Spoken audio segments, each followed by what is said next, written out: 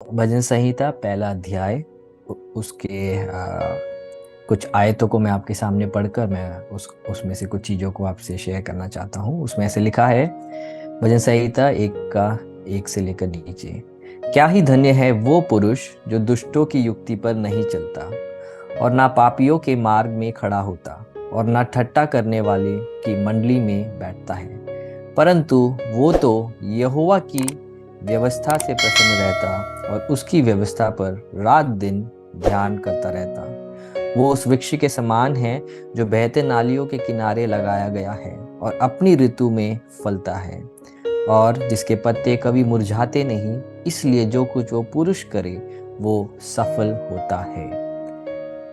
तो यहाँ पे हम लोग देखते हैं भजन संहिता, आप सबको पता है कि भजन संहिता गीतों के कलेक्शंस को कहा जाता है। जो भजन है, भजन गीत है, और इन गीतों के एक साथ जो हम लोग जो फॉर्मेशन जो देखते हैं उसको हम लोग भजन संहिता के रूप में जानते हैं। तो ये पूरे गीत है। तो ये परमेश्वर के लोगों ने परमेश्वर की करुणा को देखकर, परमेश्वर की महिमा को देखकर, परमेश्वर के स्वभाव को समझकर, अपने परेशानियों के बीच में भी परमेश्वर को याद करते हुए उन्होंने लिखे हुए ये गीत है।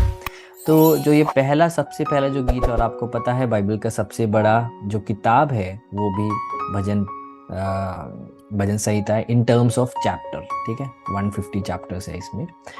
तो ये पूरे गीतों के विषय में, और सबसे ज़्यादा हम कनेक्ट इन गीतों में से कर पाते हैं क्योंकि ये लोग अपने परिस्थिति में उन्होंने परमेश्वर को उन्होंने कैसे खोजा, अपने अपने परेशानी के बीच में कैसे परमेश्वर ने उनको उत्तर दिया, कैसे उनका मन परमेश्वर से हटने ही वाला था बट परमेश्वर ने उनको उनके पास वापस आने दिया। ये तो यहाँ पे भजनकार कह रहा है, क्या ही धन्य है वो पुरुष जो दुष्टों की युक्ति पर नहीं चलता। तो दुष्टों की युक्ति पर जो नहीं चलता है, या दुष्ट कौन है? दुष्ट वो है बाइबल के आधार पर जो व्यक्ति परमेश्वर से निंदा कर कर अपने ही मार्ग में, अपने ही सोच के अनुसार अपने जीवन को बिताता है ना। हम जब दुष्ट बोलते हैं तो हमारे मन में बहुत ही खूंखार दड़ियल लोग हमें याद आते हैं, है ना, जिनके हाथ में चाकू है, कि दूसरे हाथ में पिस्टल है। बट बाइबल के हिसाब से क्या क्या दुष्ट लोग वो नहीं है। दुष्ट वो है जो अपने अपने हृदय में परमेश्वर से बलवा कर कर चलता है, अपने हिसाब से जिंदगी को जीता है, और जिसको कल की उसको परवाह नहीं है कि उसके साथ कल क्या हो सकता है। उसको अनंत जीवन के बातों में उसे उसे कोई ध्यान नहीं है, अपने हिसाब से जी रहा है। तो ऐसा एक व्यक्ति दुष्ट है। और धर्मी मनुष्य कौन है? ये दुष्ट और धर्मी के विषय में आप बार बार इस भजन संहिताओं में आप देख सकते हो, है ना। तो ये धर्मी व्यक्ति कौन है? जो अपने ऊपर भरोसा ना कर कर परमेश्वर के ऊपर करता है, जो अपने हिसाब से ना जीकर परमेश्वर की इच्छा के अनुसार जीने की कोशिश करता है, जो अपने धर्मी होने का जो श्रेय है वो परमेश्वर को देता है, ना अपने भले कामों को, ना अपनी अच्छी प्रार्थनाओं को, ना अपने अच्छे दान को, बट वो परमेश्वर को अपना सब कुछ मान के चलता है ना।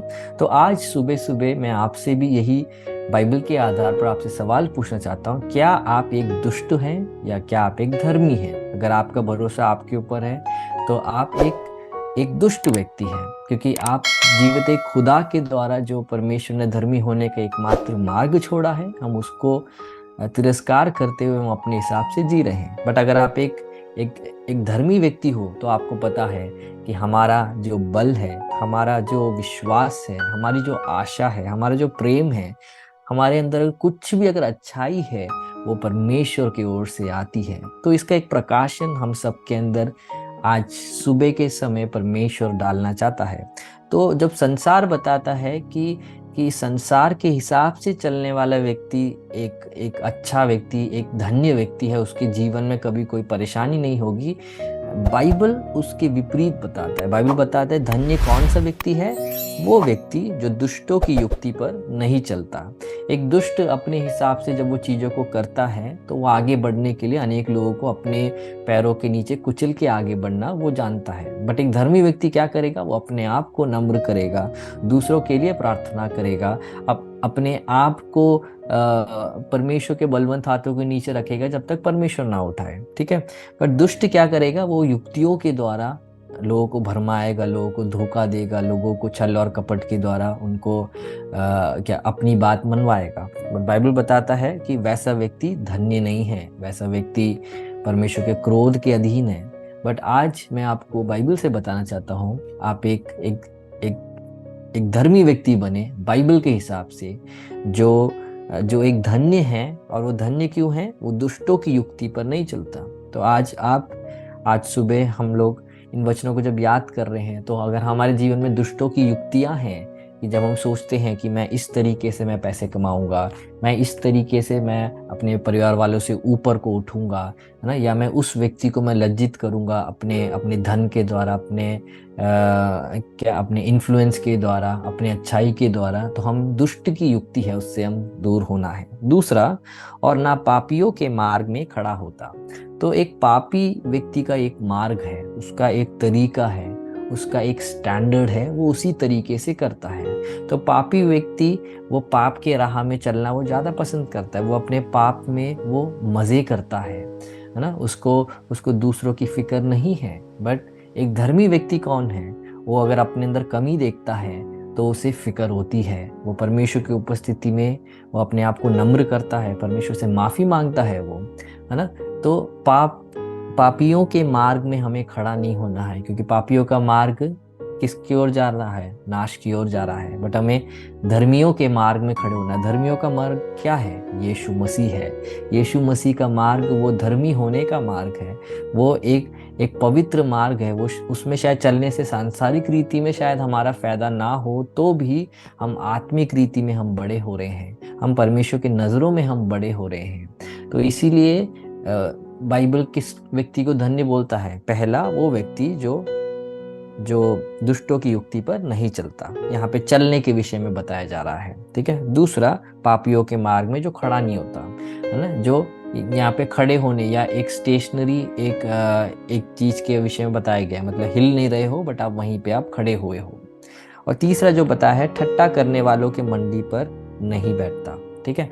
तो यहाँ पे आप देख सकते हो, यहाँ पे चलना, खड़ा होना, बैठना, ठीक है, ये तीनों एक प्रोसेस को दिखाता है, ये तीनों एक एक्शन को दिखाता है। ये मन के सोच से भी बढ़कर ये कार्यशीलता की ओर दर्शाता है।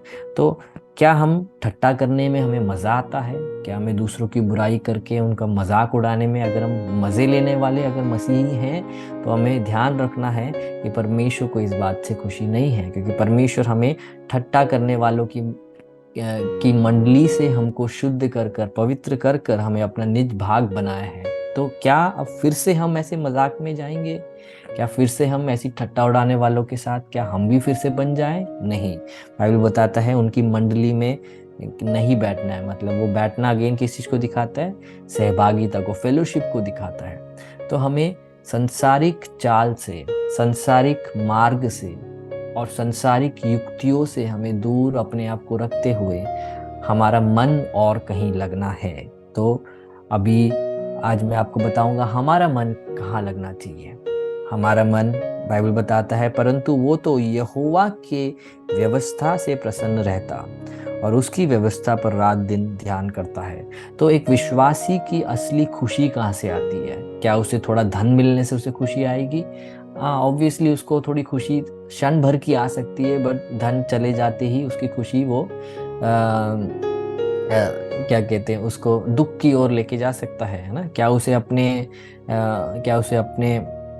जान पहचान पे क्या उसे खुशी होना चाहिए? नहीं। क्यों नहीं? क्योंकि जान पहचान वाली चीज़ों से आप कुछ करवाओगे, बाद में जाके अगर जान पहचान वाली चीज़ों से नहीं हो, तो फिर से हम लोग हमारे अंदर से खुशी हट सकती है, हमारे अंदर से जो अ, जो प, जो जो जॉय है, जो परमेश्वर की ओर से जो शांति और जो परमेश्वर की ओर से जो खुशी मिलती है, सब हट सकता है।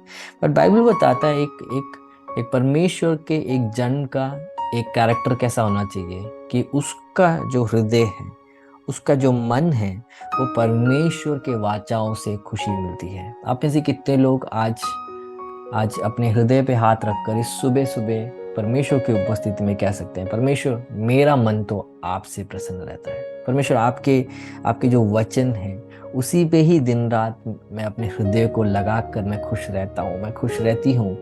आप सब शायद अपने आत्मिक जीवन में अलग अलग जगहों में होंगे, अलग अलग स्थानों में होंगे। शायद आप में से कुछ शायद अभी कुछ महीने ही मसीह में हुए होंगे, कुछ लोग शायद काफ़ी साल होकर भी कुछ महीनों जितना ही आपका शायद मसीह में शायद परिपक्वता होगी।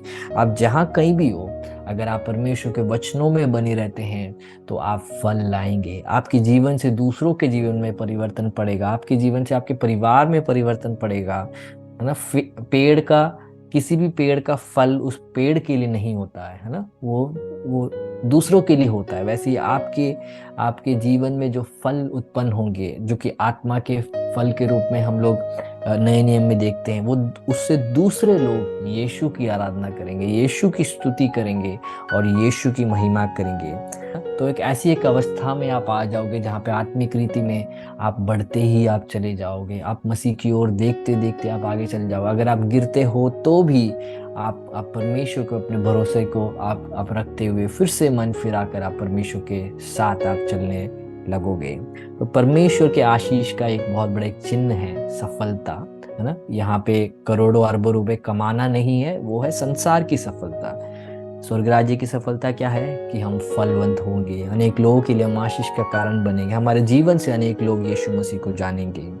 तो इन सुने वचनों को आप जब याद कर रहे हैं, मैं आप सबके लिए प्रार्थना करना चाहता हूँ। पिता परमेश्वर, आपके पुत्र यीशु मसीह के नाम पे आपके चरणों में आते हैं परमेश्वर, हमें आप मदद करें परमेश्वर। हम दुष्टों के युक्तियों में हम लोग चलना छोड़कर परमेश्वर, पापियों के मार्ग में खड़ा होना छोड़कर परमेश्वर, ठट्टा करने वालों के मंडली में बैठना छोड़कर परमेश्वर, इन सारी संसारिक बातों से दूर होकर आपके प्रति मन लगाने के लिए, आपके वचनों पे आनंद बनाने के लिए, और परमेश्वर रात और दिन आपके वचनों को अहमियत देकर हमें आगे बढ़ने के लिए आप सहायता करिए परमेश्वर। अभी जो हम प्रार्थना के लिए अपने आप को तैयार करते हैं, जिन चीज़ों को छोड़ना है उन चीज़ों को हम छोड़ने के लिए परमेश्वर, जिन चीज़ों के लिए माफ़ी मांगना है उसके लिए अभी हम माफ़ी मांगने के लिए, और परमेश्वर एक अच्छे मन से, एक सच्चे मन से हम आपकी उपस्थिति में हम आने के लिए सहायता करें। आदर में आपको देते हैं, प्रार्थना विनती आपके पुत्र यीशु मसीह के नाम पे मांगते हैं।